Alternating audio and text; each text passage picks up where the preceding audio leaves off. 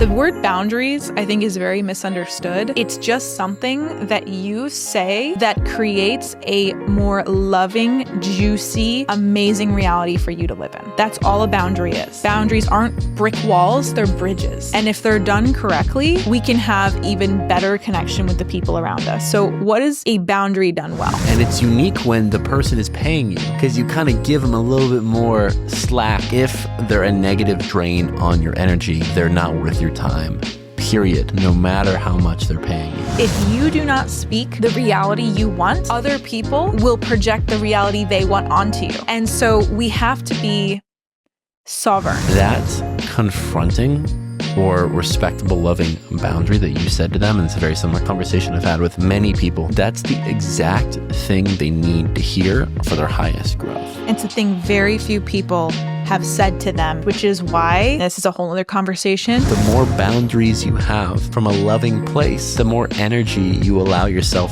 to take back and pour into the creations, the communities, into your loved ones that actually deserve it, as opposed to the dozens of, I hate to say it, energy leeches, people that just happen to sit next to us or have a house next to us when we were growing up. We don't owe them anything. And if we don't respect our own value in this situation, no one will. People will take as much as you're willing to give. My perspective on boundaries right now is us not having clear boundaries with people that are speaking lower vibrational things is what causes us to act in lower vibration. No matter what happens, the truth will put you on the path you're meant to be on. Never question it.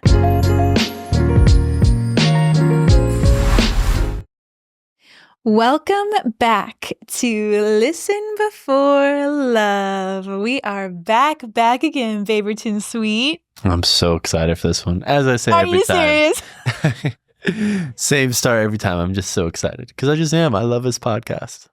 You're a ball of excitement, my love. Of course, especially what we're talking about today. Ooh, let's get into it, y'all.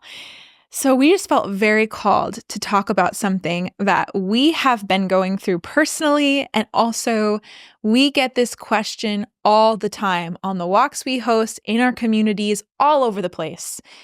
And that question is, how do we maintain boundaries while being supportive to the loved ones in our lives?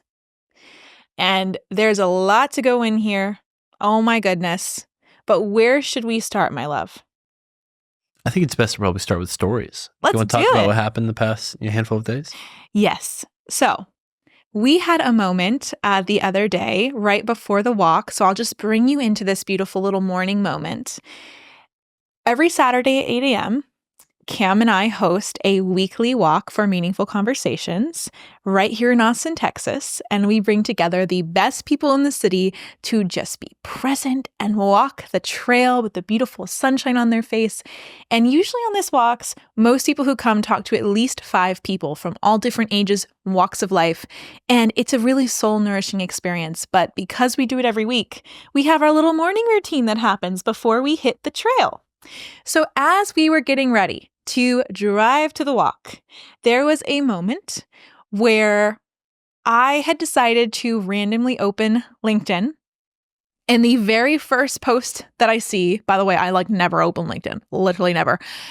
The very first post I see was somebody posting about a paid community that they were launching using the same, call it strategies or ethos that we are launching our communities with. And this just so happened to be somebody that I talked to on the walk weeks ago. So when I saw this post, I got a little triggered. I'll just be honest. I just got a little activated because whenever, especially on this kind of a wound of being copied, whenever you see someone doing what you know in your heart you're meant to do, you get a little triggered. Because if you haven't done it yet and you see somebody taking action on the words that you said, you're like, wait. I was supposed to do that. That's my thing. Wait a second. They copied me. And to be honest with you, this is a very deep wound for me. Going back, since I was a little girl, I have always had a very hard time being quote unquote copied. Even though I can sit here on this couch from a higher perspective and tell you there's no such thing as copying, because all ideas are free. Anyone is free to take an idea and implement it and take it into action. So no one owns anything on this floating rock in space. And I can look you right in the eyeball and I can tell you that, and I can still get triggered when it happens. So we're here. I'm in the bathroom. I open, I see this post. And I didn't know I was triggered in the moment because we have been really, really good lately, like on a cloud, not really being, thrown off by many things or not having conversations stick with us. We have been in a hyper growth mode, but we have not been highly triggered, I would say. So when I see the post, I start telling Cam about it. I was like, I just saw this post where this person launched this community and it's very similar to what we talked about on the walk. And then I notice as I'm speaking, anger starts to come up. And I honestly did not expect myself to be angry about this. So it was kind of like a sneak attack of anger. And so I start to kind of get like a little bit of anger in my tone. And then Cam kind of like freaks out because he's like, whoa, what's going on? I thought we were past this. This is one of my like wounds that I'm really working on. And this idea of being like copied and when people will like take things from me or like poach things from me. I use this very extreme language as if people are taking things from me. And so Cam and I have talked about this before. He thought that I was in a very good place with it, that I was seeing it from a higher perspective and I no longer believe people were taking or poaching or copying. So he's sitting there thinking, wait, who is this? Who is this? We're going backwards. And I would love to hear it from your perspective, baby. And Most what definitely. you remember. I remember in particular, I think there was one word, I think you said like, he took it from me. And, and you said it the way you said it. Was it angry? I was like, oh crap.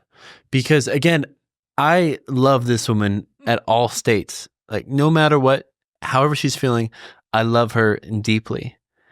That being said, there's also oftentimes a journey and path one walks across where they've leveled up their awareness and love for themselves and everyone around them, in which what they used to think years ago, even months ago, no longer really serves them, and oftentimes is out of our awareness. And so thankfully, because the personal development journey that you and I and spiritual journey you and I have been on the past handful of years independently and then together kind of expedited it, there are things that we used to be like really pissed off about, angry about, sad about, just felt some type of way about if it were to affect us 5 years ago. But now we don't even think anything of it. We don't take it offensive, whatever it is. And so one of the biggest emotional blocks or limiting beliefs that you and I have had to work on, very much so the past handful of months, has been the fact that there really is no competition. There's no one trying to take from us, because that belief instills that there is scarcity in anything, but there isn't. And in this situation in particular, you freely gave him advice. I didn't mention that part. Yeah. So good. I would love to just give this context, then I love you to keep going. So on the walk weeks prior, I had done something out of character for me. So when I'm on the walk, I rarely talk about business or strategy or any of that world. Honestly, that's partially because I haven't fully owned that side of myself. And so that's why I don't talk about it. I'm much more comfortable talking about literally anything else. But part of it is because this wound of being taken from, or like I'm giving too much, is really kind of like a hot button little, ooh, you touch it and you get a little burned. And so it's definitely something I'm still working through. So I had uncharacteristically gone on a very long, detailed strategy on how I see all of our businesses running with this guy after he had shared for like a long time. He shared for like 45 minutes and then he was like, so what do you have planned? And then something just told me, you know what, just say the full thing. And I usually don't do that. So after I shared it, it felt like a really good thing, a big deal, because I'm like, oh, I'm not gatekeeping. I'm not like holding things to myself. But then, weeks later to see that he's implemented some of the ideas I told him created like a panic in me, because I'm like, wait, like I told him that and we haven't like launched it yet. And so now that's what the panic and the anger is creating, because if we had launched all the things we were talking about and then I saw that from him, I probably wouldn't have been upset. I probably wouldn't have been triggered, but that wasn't the case. So really what was being triggered was the mirror up to my own lack of action on the advice that I gave to somebody else who then took it faster than I did. And so I just wanted to give that context. I had talked to him, given him advice, and then he had basically implemented exactly what I said. Exactly. So that morning, as you're doing your makeup, getting your hair done, to get everything ready for the walk, and you're showing LinkedIn and saw that, it was unique because it was like we were having a conversation, and then you scrolled and saw that, and then I saw the entire journey of your emotion. And I saw you, like your whole body tense up, like your hands tense up, and it was like, it took that from me. How could he do like that energy? And I was like, whoa. And I'm used to, I feel very, very comfortable and completely fine helping people through pretty much anything, especially anger, because I work with men to release that, and all different types of emotions that come up. It's just something I haven't really seen that often in you, especially when we don't kind of paint the picture or create the space for that to come up. This was one of the first times I've seen you get angry, like live in action. And so because this is kind of a first time for me, not saying that it wasn't okay, it was completely okay to have that moment. It was my first time reacting to it. And so I had to kind of change up my behavior in the moment. And so oftentimes when we are triggered like these things, the coach in me comes out, and I think a lot of times it's beneficial, probably sometimes it's not like this one, but the coach in me comes out and can kind of walk someone through that emotion right there so that we can drop it and release it and let go of it. And so when you said that remark off of, something we've kind of coached each other out of weeks ago, I was like, whoa, wait. I was like shocked that emotion still exists. And I think at first I was trying to rationally be like, well, this is only coming up because we aren't doing the things that we want to do. Like if we had a very successful community, or handful of them that we will the next handful of weeks have, and then someone wanted to do something very similar, we'd be like, oh, yeah, sure, of course. But because they've taken more action, despite only having heard about it like last week, than we have on this thing, it bites, it hurts. It's like someone hearing something great and actually making use of it. It's like this perfect mirror, like you were saying, of your inaction. And so I try to talk to your mind in that moment, which doesn't make any sense when someone is going through emotions.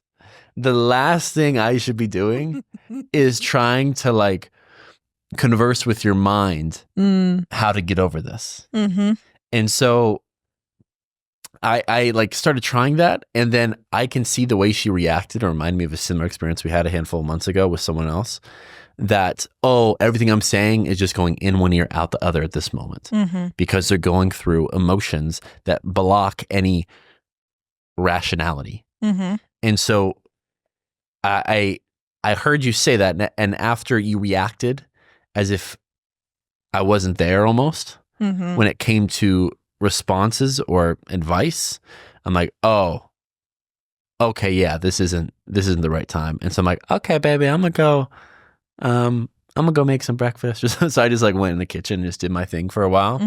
And then, I make the breakfast, do all of the things that come back in 10 minutes. And she's just back in her normal, la, la, la, la, la, la. And I'm just like, what just happened?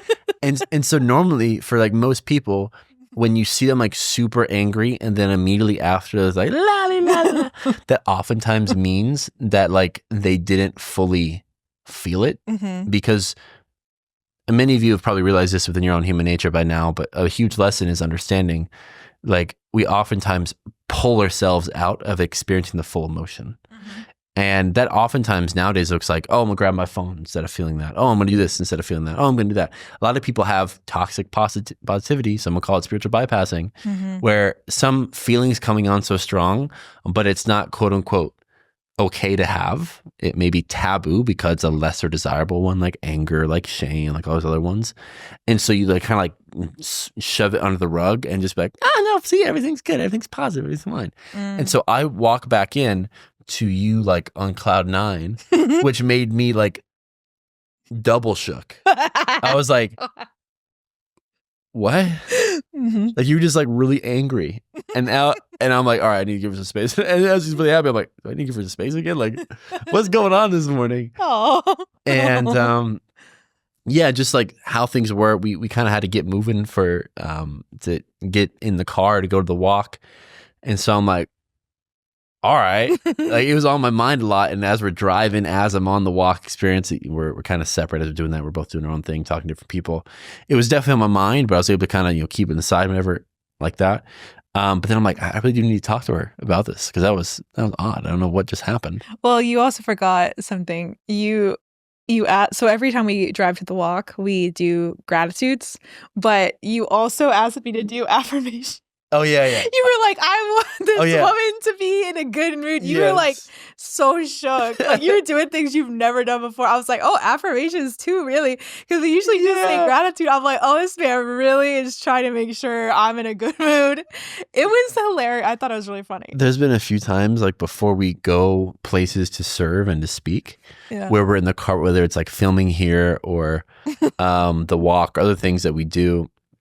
And it's completely okay, again, to like feel these things and talk about shitty things going on in life and other things that we don't like. And also, there's oftentimes a way we can prep ourselves to make sure that we're like fully ready, fully present, fully focused for whatever, especially service thing we got to do. And so there's been times when we're walking and we're talking about things that are just completely irrelevant, or like you're going like a tangent or I'm going on a tangent, and we have to kind of like recenter ourselves. Yeah. A few minutes before we step into the room or go talk and give a speech, whatever it is, to just reset. And so that morning, I can feel you being like, la, la, la, la. And also I'm like, there's something else underneath. Like, what's going on? And so I'm in the car, like just understanding how much energy it takes from you to run the events you do and just show up as the person you oftentimes are. And I'm just like, let me just pull out all the tricks to make sure you feel as good as possible for this. And so, yeah, I like double down. What are you grateful for? Maybe it made you like do all of it. Made you do all 10. Like, what are you affirmations? You go first. Yeah, exactly. So I just wanted to mention that because I thought it was hilarious. And he's never asked me to do affirmations before. But we share this story because, well, actually, it's not finished. So that whole thing happens. The walk goes on. I'm completely fine at this point because what he didn't realize is that I had gone into the anger and I had felt it fully without him present. So instead of like picking up your phone to look at an Instagram reel and cutting your anger or cutting your emotion, just really sitting with it and allowing it to pass through the body. And there are embodied things you can do in any moment to allow that emotion to pass and not get stuck. And as we talked about many times, stuck emotions, they go somewhere. They go in the body and then they stack one on top of the other until it overflows in the emotional trash can and pops out at unexpected moments. So it's really important whenever you're able to feel the emotion fully, and it doesn't take that long. I mean, I think it takes about, I've read 45 seconds to fully feel and sit in the emotion with no judgment in order for it to pass through you. And that's exactly what I did. Most definitely. And that's for all emotions, like even grief of like someone you love passing away, that can be fully felt within 20 minutes. Absolutely. And we just don't give ourselves the space to fully embrace that emotion. We only feel whether it's 5% of it or even 95% of it, but not all of it. And because we don't feel all of it, it lingers for the rest of our life. And so I had never seen you with that kind of unprompted anger before. And just like the way you handled it. So it felt like a new experience with you that I've never had when it comes to navigating each other in our relationship.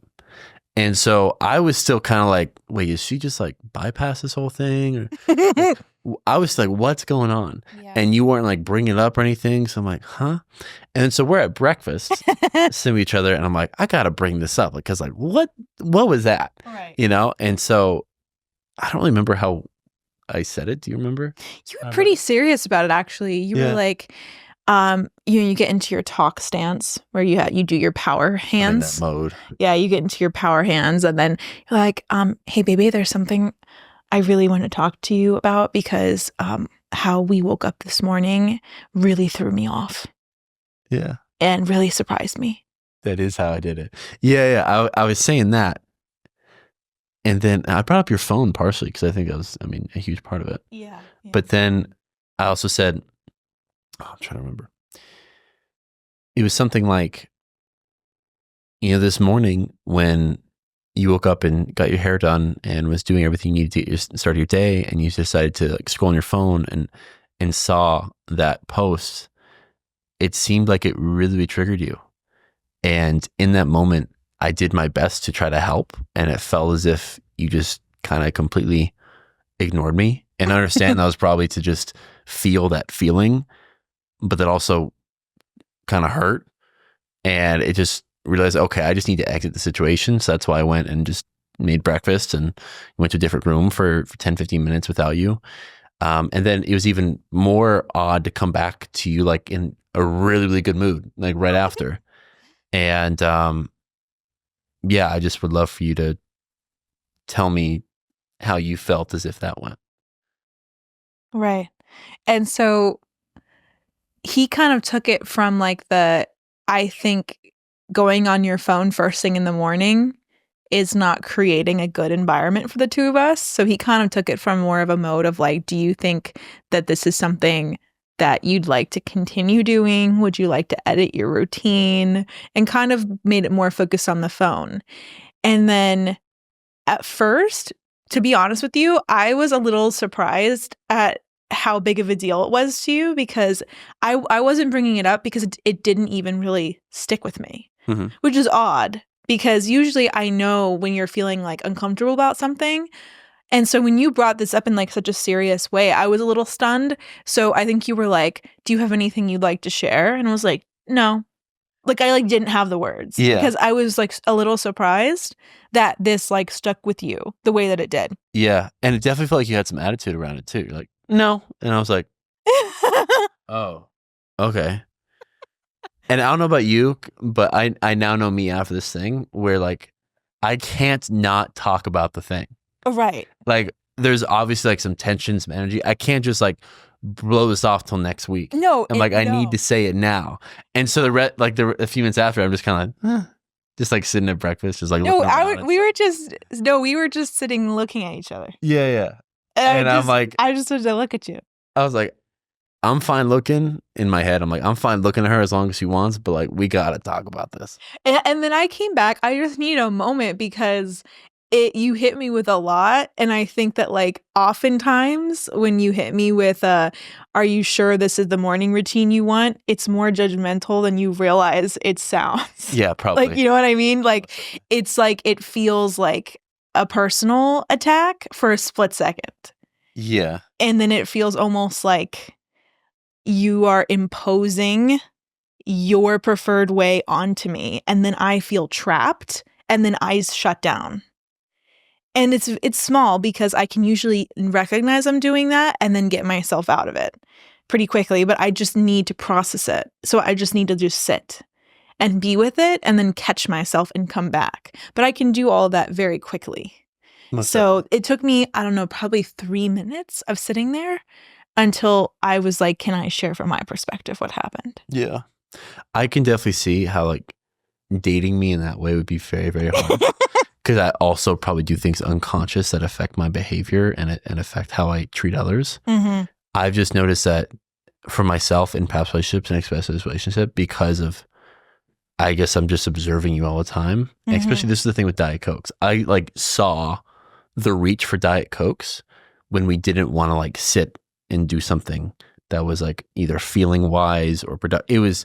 I saw it like a coping thing. Mm-hmm. And then when I see behavior of like immediately upon waking up, it's very soon onto Instagram or X or checking the metrics and stuff like that. Mm-hmm. And then knowing that other than doing things that would kind of guarantee us to be in a really good, energized, happy mood, it's like we're going to the slot machine. Mm-hmm. And the chance of something like that happening, where we come across something and we start the day with being a little pissed off. Mm-hmm. And like, it's okay to be pissed off, but I'm just like, is that really how? And I'm just projecting what I believe onto you. Mm-hmm. But I'm like, I know that's not how I really want to start the day. And so I know a lot of our behavior is unconscious. Just like most people live unconscious lives, they have no idea how much their day-to-day is actually affecting their quality of life. When I see a behavior that looks unconscious, I want to make it conscious, Mm-hmm. which is what I felt like I was trying to do in that situation. Mm-hmm.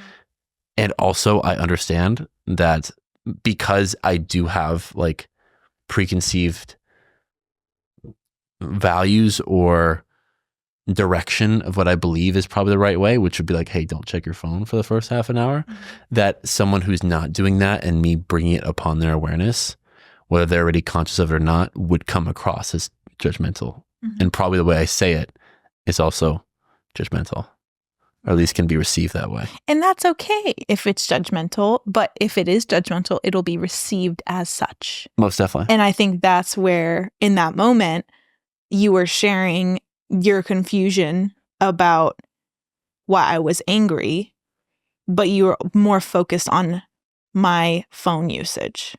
So Yeah. it kind of like, this is the lesson here. If he had led by saying, hey, baby, you did something today that really upset me, and I don't understand why you reacted that way, and didn't bring up the phone thing, because then my brain goes to the phone thing, and then I'm like, oh, now I'm being judged for the phone again. And it kind of shuts me down and makes me more like a little bit more combative.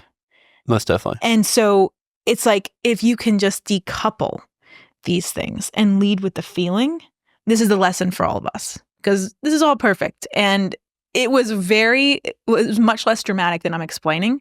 This conversation like happened and was fixed in a series of like 10, 20 minutes. Yeah. But I think I reacted the way that I did, uncharacteristically kind of like shut down a little bit, but then I stayed in it. I didn't run away from it. I just stayed in it. And then I came back and said, well, can I share from my perspective what happened? And then I think we actually got to the root of what was happening, which was you're not familiar with me outwardly expressing anger.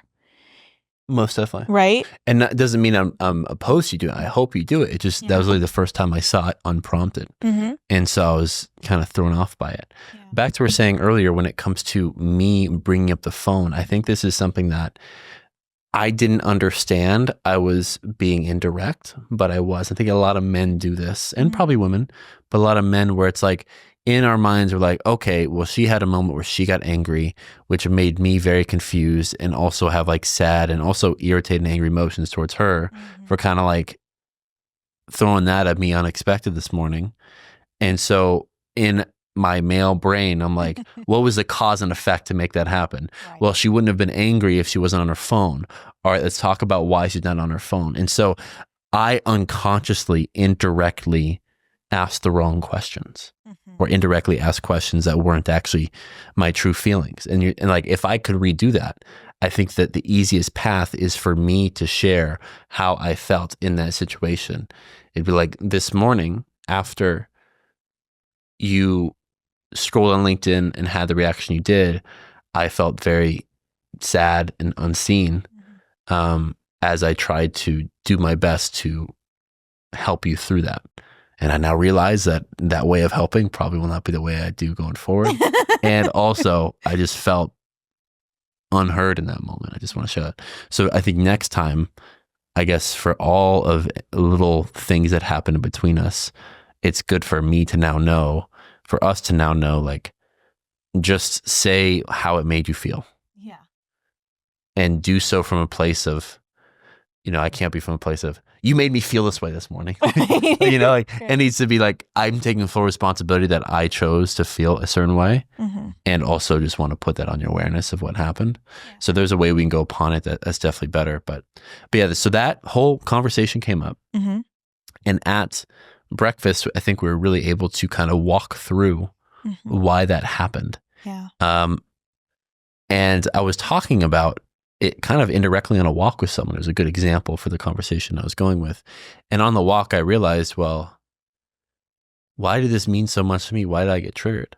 And it meant so much to me because I understand the next chapter of our life that we're leaning into requires us to be at a level of service and giving and love that feeling in our hearts of competitiveness, and they're taking from us, we got to withhold the amount we're giving or whatever it is. I know that is not aligned with the mindset needed to get to where we want to go.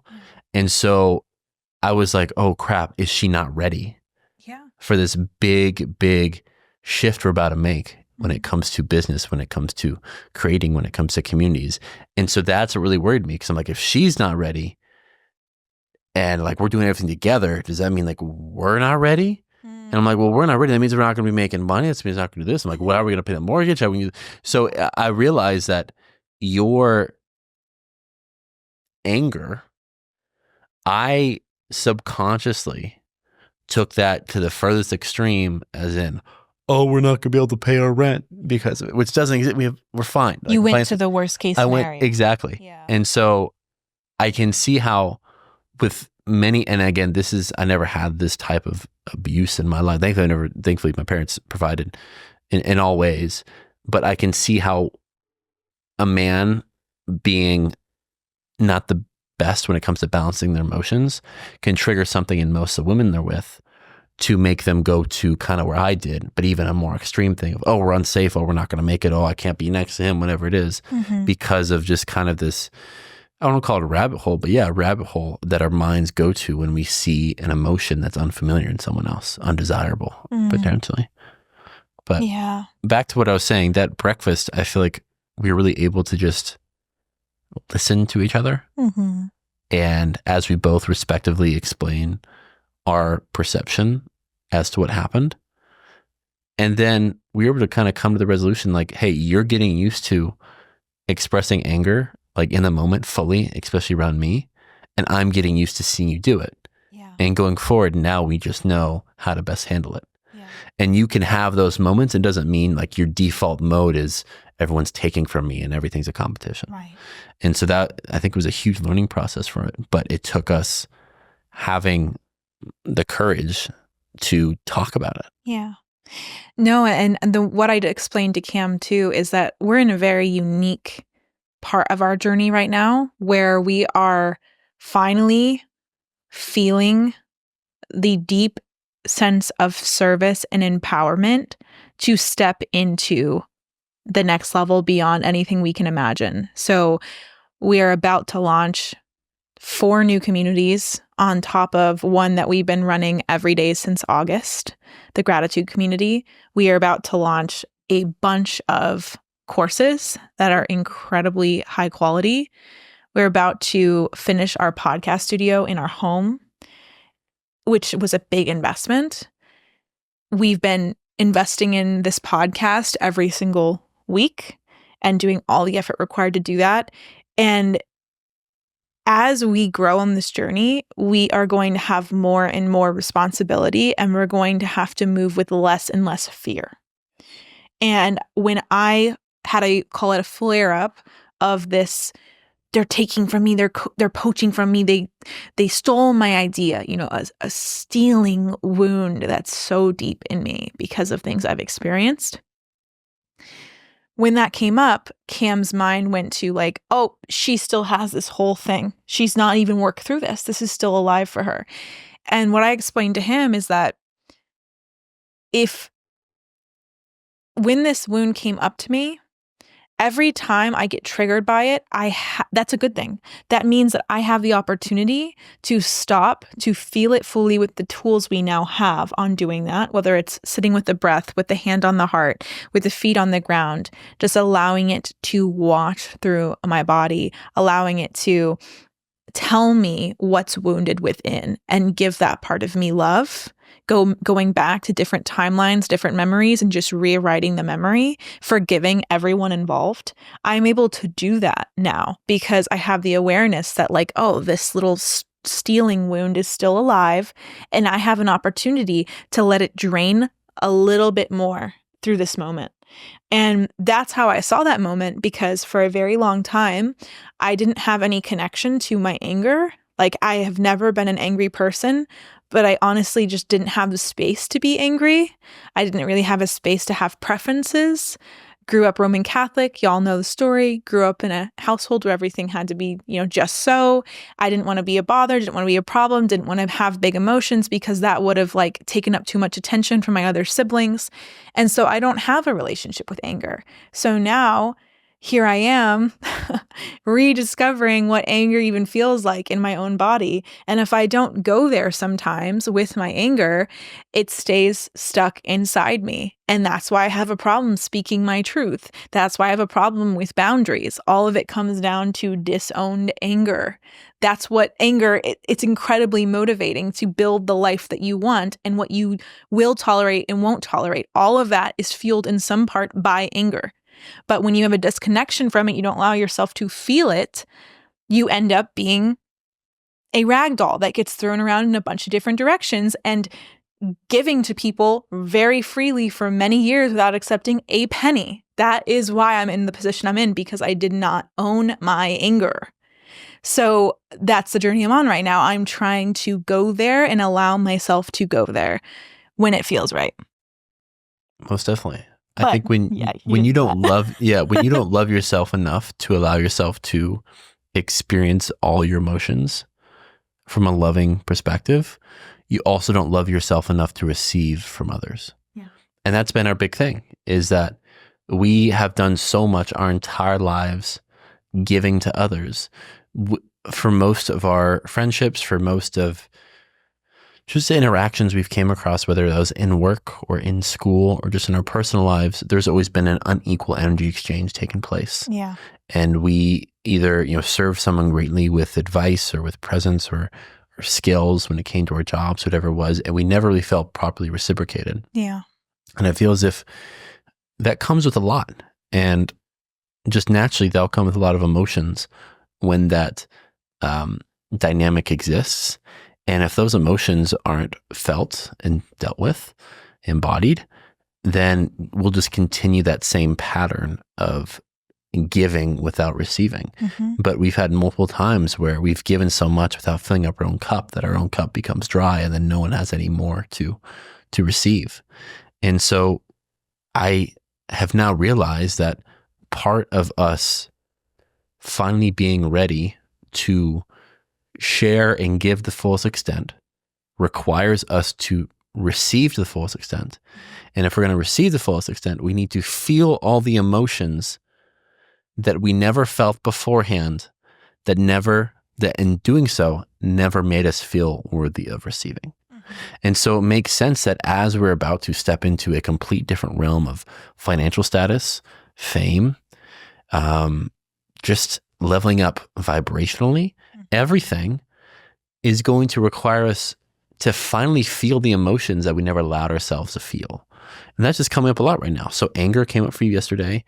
I had a lot of grief last week, and all these different things, and it makes perfect sense. And so how can we have no judgment, no resentment towards ourselves, nothing but just full acceptance of these when they come up, which I think is so, so desperately important for where we're going to go.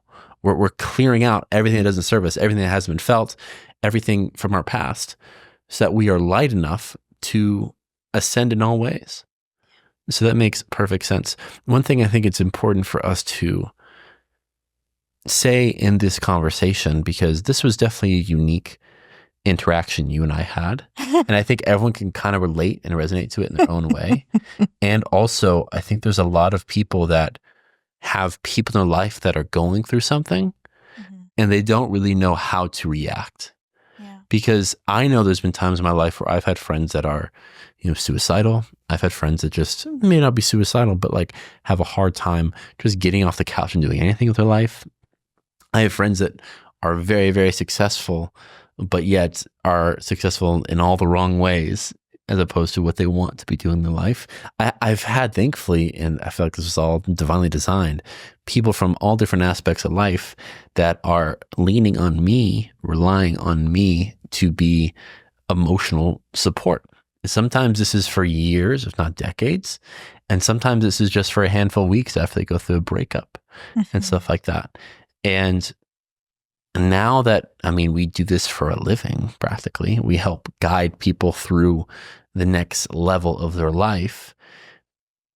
We've had to kind of readjust how much energy we give to friends and family, and even clients, even people that are paying us, when it comes to the space and presence we provide them to listen and to give feedback for whatever they're going through. So I know you've had a lot of your own personal experiences around this, and I would love for you to share what happened and what got you to where you are now in that situation, that arena. In boundaries? In boundaries around how do we, in the best way possible, loving way possible, receive, accept, hold space, and guide the ones we love, while also making sure that it doesn't affect our own energy. Yeah. So this is an ongoing conversation that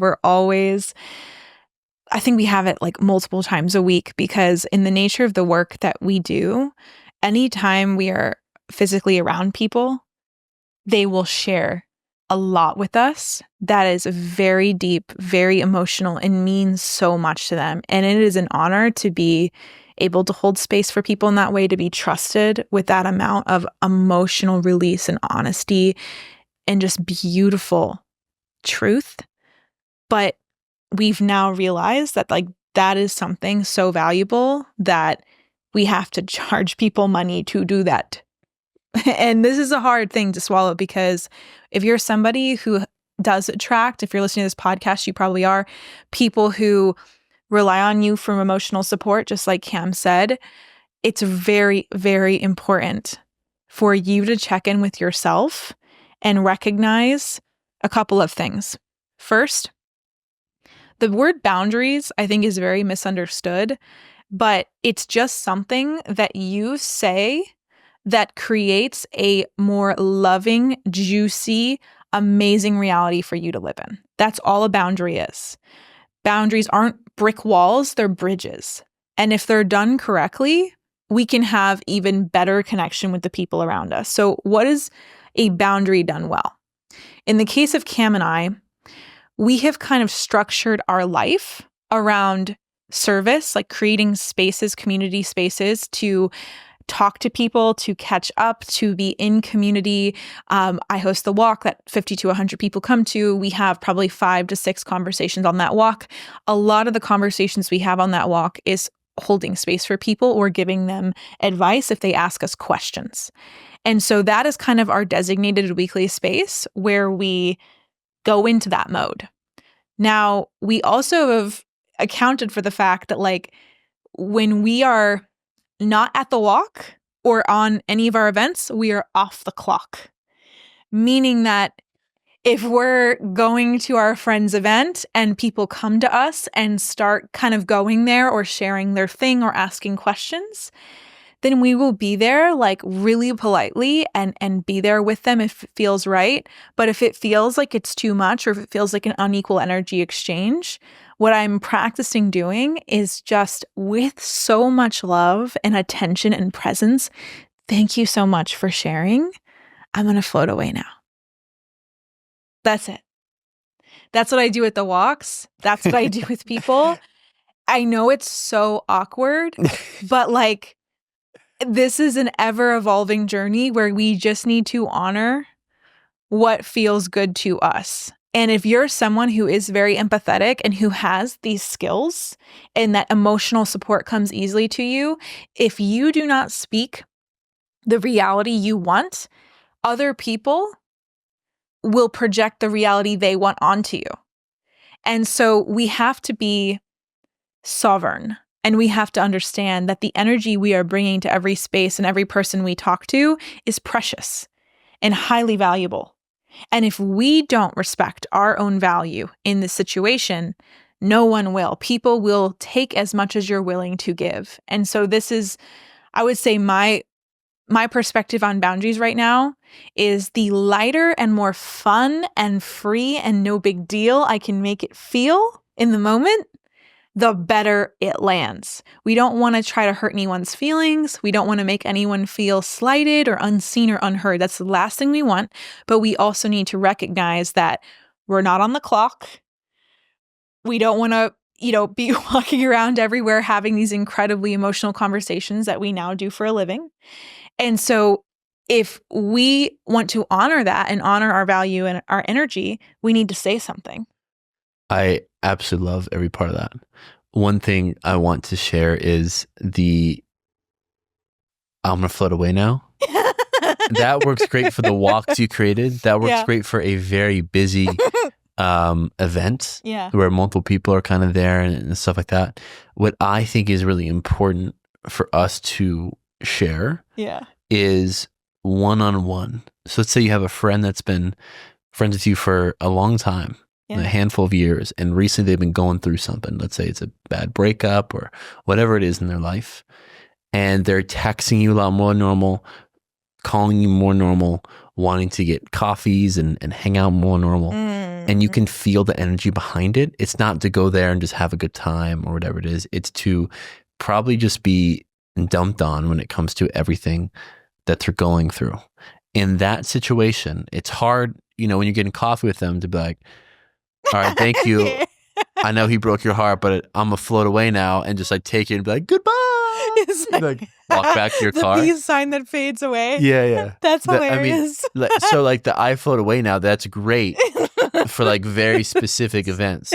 But I don't feel as if a lot of people, unless they live here in Austin and go to the walk, which thank you, a lot of you do. But that's probably not the best for just every day. That's a good point. A good friend of you, you know what I'm saying? Yeah. And so when you first said I'm a float away now, I'm like, I must have not asked the question right. But so now that it's painted more in the one-on-one, and this isn't someone who just recognized you online like you do for us and then come up to us and do that, where it's very easy to be like, hey, whatever. I'm talking this person knows you well, and they're coming to you like this, and you just, how do you know when enough is too much or when it's too much for you, and how do you properly extend that boundary or close that bridge? You know what I'm saying? Yeah. This is such a tricky one. I mean, I honestly just operate so much off of my feeling that when my barometer is if I'm getting text or voice notes from this person and there's an avoidance that's starting to arise in me of oh no, or a sinking feeling of oh, I have to do this. If there's any I have to answer or, oh man, here we go again, then I know that something needs to be said and a conversation needs to be had. So obligation energy. Yes. If you ever feel oh, me text this back, this person back's an obligation, that's when you're oh crap, okay, I gotta cut it off. Yeah, and not even cut it off, but just resetting expectations. Because if boundaries are used in a healing way, you're sharing something that helps someone feel better in your relationship. That's all a boundary is. It's just something to enhance the connection that we have with another person. So I'll give you an example. There, years ago, when I was way more on my phone than I was or I am now, I would use my phone as a distraction a lot of the times. There was a series of people I would text a lot. And they were women. they would send me these like long voice notes, like really long, like over 10 minutes about their dating life. And it was always very negative and a whirlwind. And it would like take me on almost like a movie ride of emotions where I'm like, I'm happy, I'm sad, I'm angry, men suck. Oh my God, I can't believe. And it was just so, the emotions were so alive. And after months of receiving these voice notes consistently, I noticed that they were like wearing on my emotional strength and also making me afraid of men and afraid to date. So I had to have a conversation with one of these friends where I ended up sending her a text. Today, I would do it in a voice note or video, to be honest with you, because I think it's just more personal and there's a lot missed energetically in text. So I highly recommend doing a voice note and just speaking from the heart. Like take a breath, put your feet on the ground, do some breath work. One of our favorites is to breathe in through the nose for 4 seconds, hold for 7, and then breathe out through the mouth forcibly for 8 seconds. Do that 4 rounds. Do that, get yourself clear, and then just hit voice note and speak from the heart.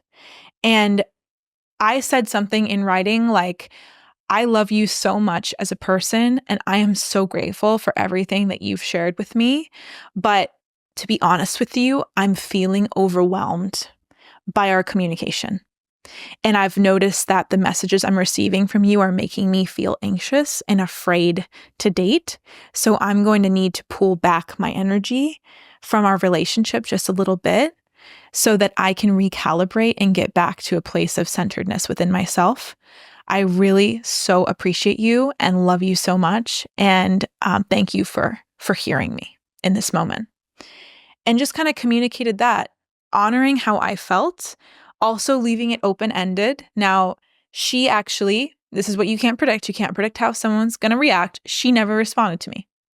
Totally fine. So the door was, call it closed, because me saying the truth probably was very startling. She probably didn't see that coming. And so when I sent that, it didn't get a response. And it's been years since then. Wow. Still have so much love for this person. But why I share this is because the truth heals.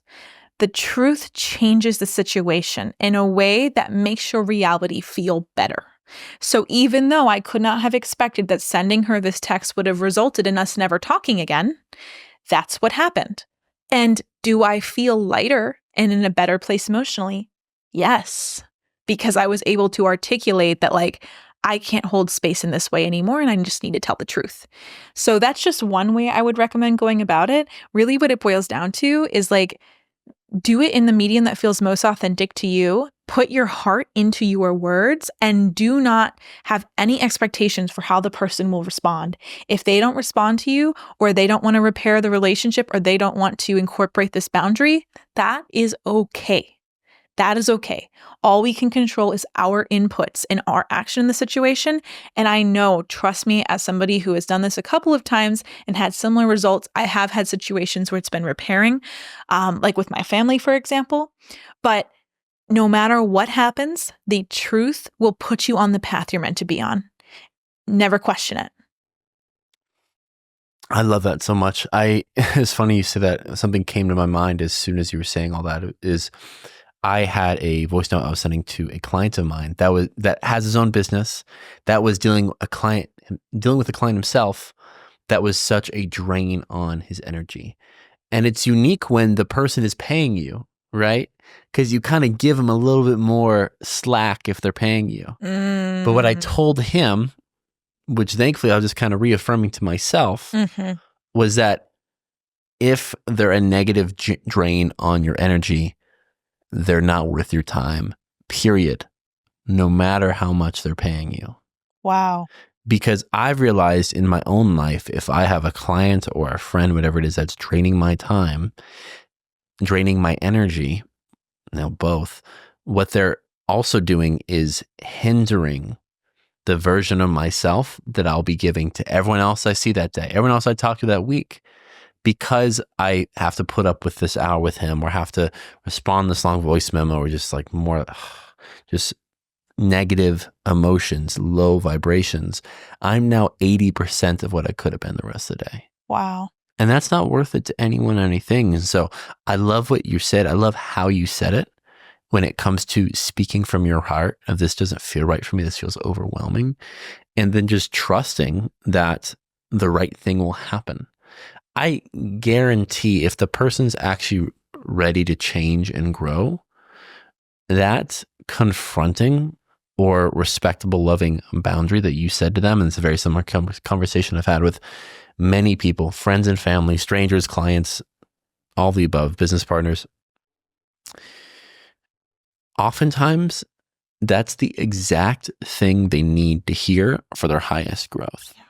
It's a thing very few people have said to them in the past, which is why, this is a whole other conversation, this is why people cycle through friends often. Because if you think about it, someone like this who has, I say this very lovingly, I used to be this person to some extent, unhealed wounds around like abandonment or attention, or they feel like they need to attach to someone in order to feel valuable. They want a lot of attention and they want to be seen very deeply, but they're not realizing that they are putting themselves and their own experience onto another person, and that they are externally processing with a friend. And at first it might be fun because it's like, wow, we're so vulnerable and this is so deep and meaningful and amazing. But then about around the 3 to 6 month mark, one party starts to notice that this friend just is doing the same things on repeat. And one thing that's very demoralizing is having someone come to you with the same very sad story of being mistreated, of mistreating themselves, or just not being in a good situation. And you're holding space for them and then maybe giving some advice. And then it just keeps happening. And you think you're almost like going crazy, like it's Groundhog's Day. But the divide starts to widen to a point where the party who's growing and actually wanting to move forward has now outgrown this other party who wants to stay in the spiral. And that's said with no judgment because they're going through exactly what they need to in that moment. But when you attracted this person into your life, you're probably in very similar emotional states. And then as one party started to grow and change and learn and evolve, the other party stayed because that's where they're supposed to be right now. And this gap is what's causing the tension.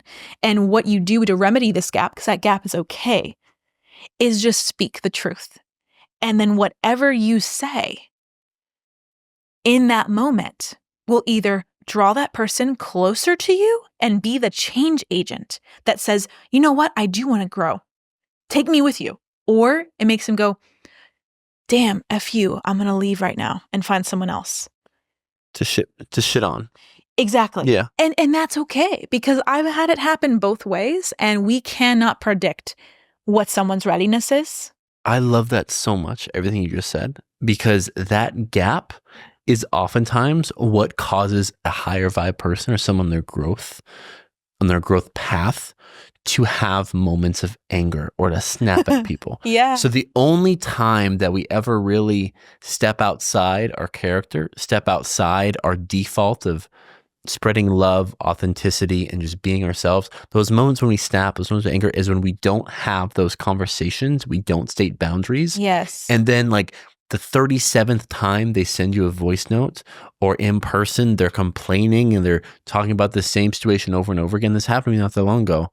You get so fed up that you start being mean to them. Yeah. You say a snappy remark like, well, why did you do that? Or all these other things. So it's funny because us not having clear boundaries with people that are speaking lower vibrational things is what causes us to act in lower vibration. Yes. And that's why the moment you just speak your truth and say, I'm going to stay up here, I'm no longer going to let you drag me down, you can choose to either part ways or you can choose to come up with me. That, of course, is the reason why as soon as those people are now out of your life, you now have the space to attract those that are actually at your vibe. Exactly. That makes perfect sense. Exactly, because, and then we also are buying into the belief in some of these moments that just like with love, it's the same with friendship. if you are allowing yourself to be surrounded by people who are speaking a different language than you or staying in their suffering, which is perfect as it is, but you're trying to change them, you're trying to get them to see the light, you're trying to get them to rise with you and break their patterns and take agency and change when they're not ready to do that. That is what causes suffering. Where in reality, if you were just honest and to look at that friend in the eye and just said your truth and said, I felt into it and I feel like we're in different places right now. And I love you so much and you have been such a blessing in my life. But at this moment, I think it's best that I focus on myself and my journey and maybe we can reconnect in the future. That one 30-second speech is all it takes for you to let someone who is not aligned with you in this moment, not forever, fall away. And in the space created by truth, you will now see more aligned people who speak your language coming your way in droves because the universe rewards bold action and the universe rewards truth telling. That's all that you need to do. And we suffer so much because we have a friend from childhood that we think we owe something to because the obligation runs so deep.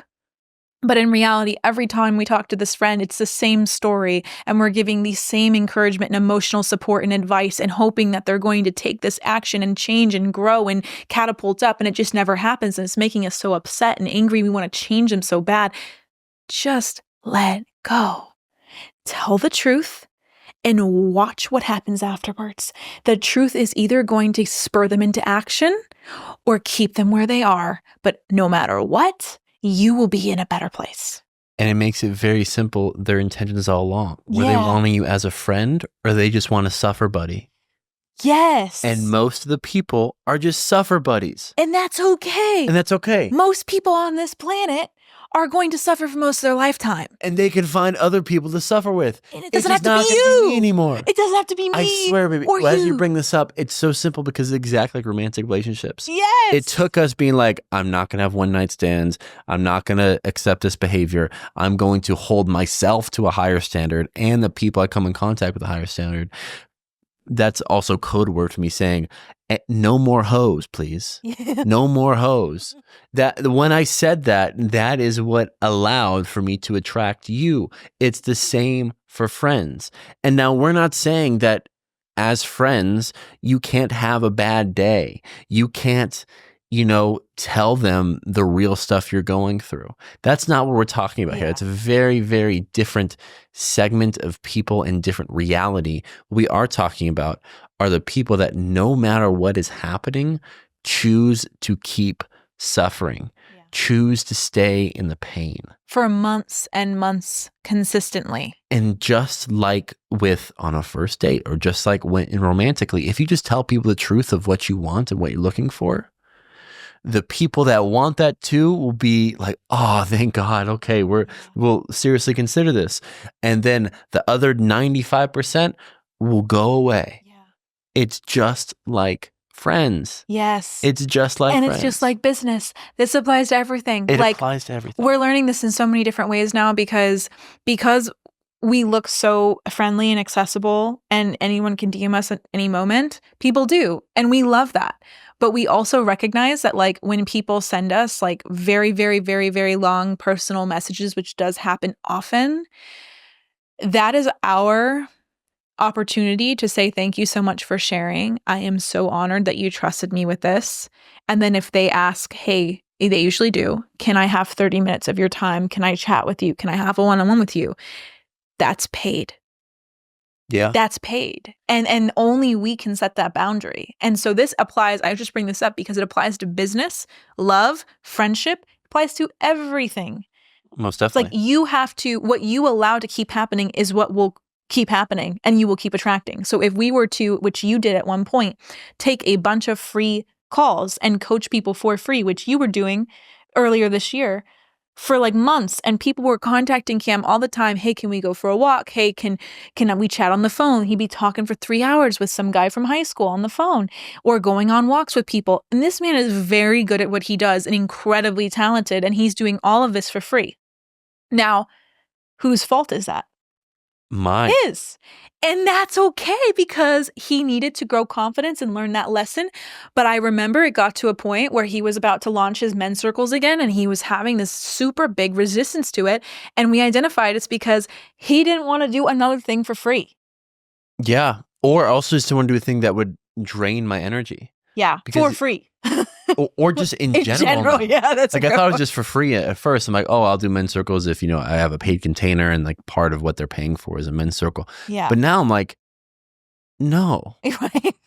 No, like, I mean, we're extreme. Yeah. And I'm not saying everyone to take this on, but we deeply understand the fear we allow into our life deeply affects our ability to create, to love, to be excited. And so I don't even really watch TV. I'm not getting another pharmaceutical out of, oh, you may have cancer. I'm not allowing any of that fear around my health, around my wealth and relationships, because I see how much it lingers and affects the rest of my life. So that I know we're pretty extreme in this moment. Yeah. And also we're extremely healthy and extremely happy. Yeah. And soon to be probably extremely wealthy. Yeah. And so it makes sense. We're living in an extreme of what we allow into our life because of the boundaries we've set, but we're also getting extreme results. So what do you expect?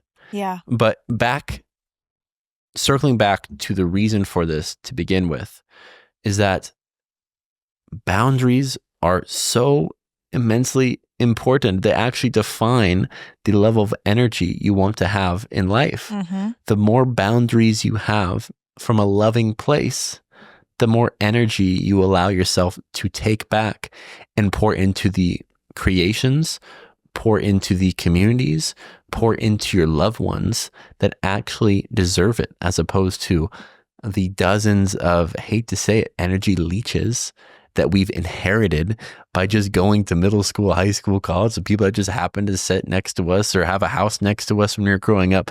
These people don't owe us anything. We don't owe them anything. And it's okay if those relationships don't continue if they're not willing to rise to the level of conversation, to the level of vibration you want to have your life going forward. Yes.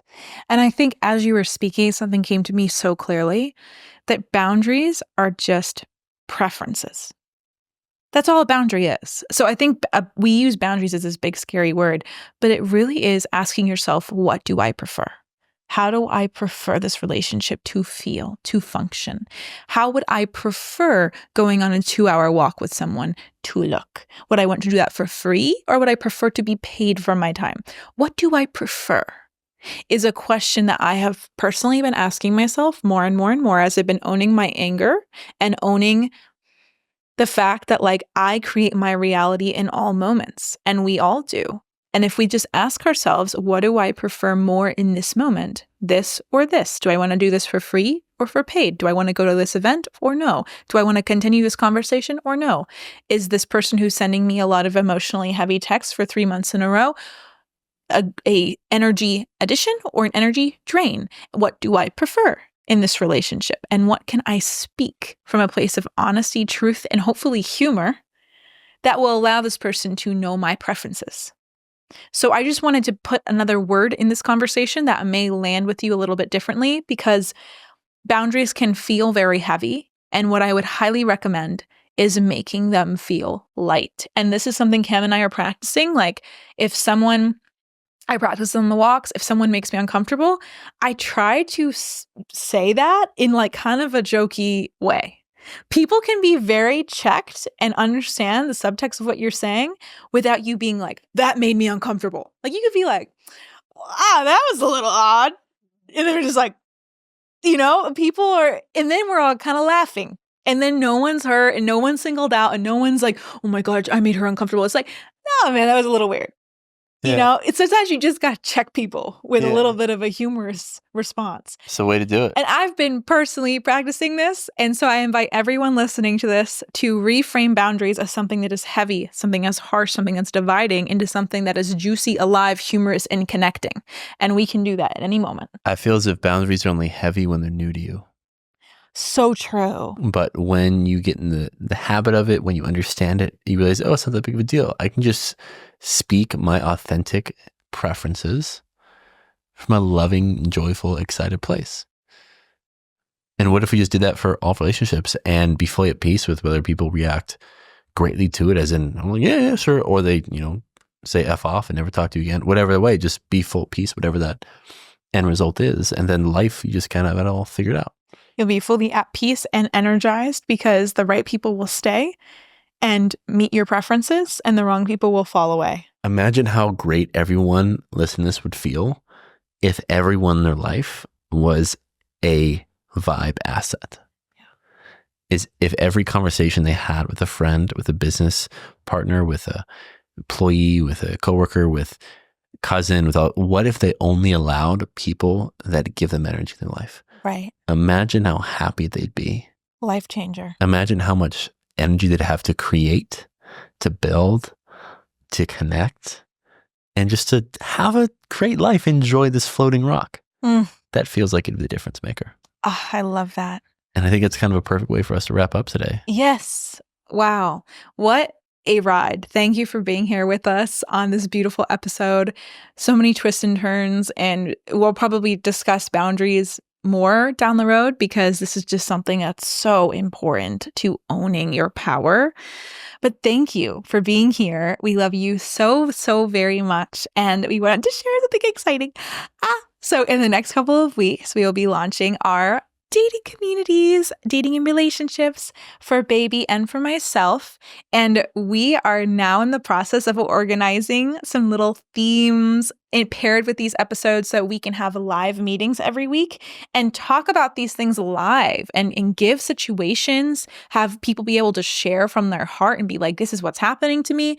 And then we'll share our perspective on exactly how we should handle that or what we should say or how we could listen to ourselves more deeply and find the answer. So I'm very, very excited about that. I think these live calls are going to be straight fuego. So if you're interested in that, our links are below and we would love to see you in there. But we are so grateful for you. If you have a minute and you can rate our show or throw a comment, even if it's an emoji, anything that you can do rating wise would be so, so helpful for us on all platforms. That is how we grow. And we couldn't do without you guys. So thank you, thank you, thank you. We love you. And we will see you next week. Thank you so much, y'all. Love y'all. Bye, y'all. Peace. Bye-bye.